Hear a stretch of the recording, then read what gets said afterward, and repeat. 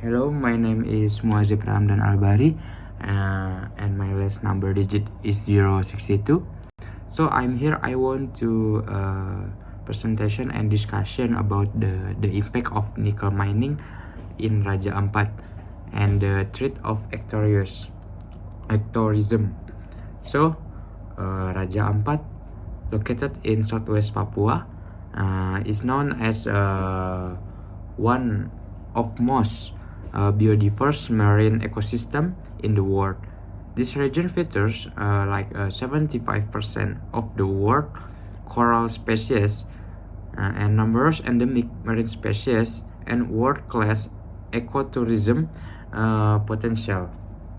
So, however, in early 2025, and controversy arose when a nickel mining permit was granted to a private company in the area.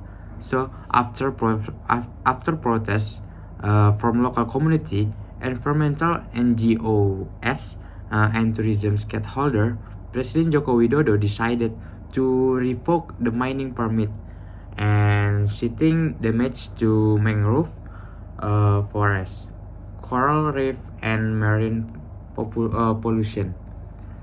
So, number one, ecosystem degradation. Nickel mining leads to heavy sedimentation that damage coral reef, and mining waste pollute water and threaten marine life. And mangrove forests, which protect coastal areas, are being cleared. And number two is social conflict, like indigenous community were not involved in public consultation, and tension arose between mining investor and local who rely on the sea and tourism for their livelihood. And number three is loss of ecotourism value.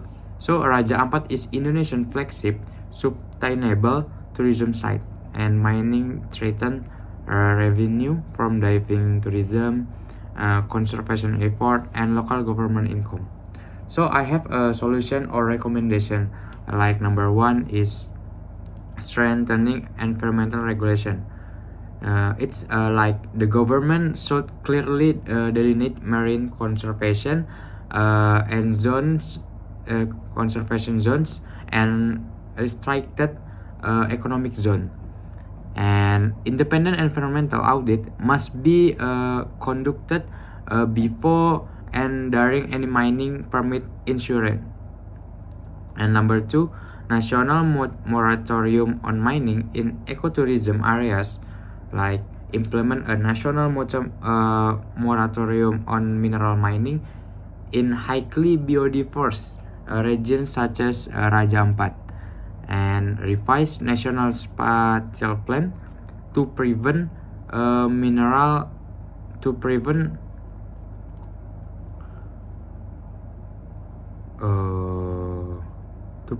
overlapping of conservation zone and mining permits. And number three, expanding sustainable ecotourism model.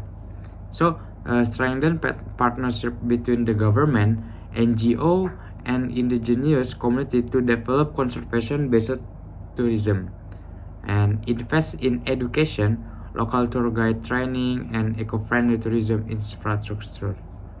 And number four is transparency and public participation. So involve indigenous people and civil society in the mining and tourism permit decision making process, and require company to conduct inclusive and transparent environmental impact and assessment. So thank you very much for attention. See you.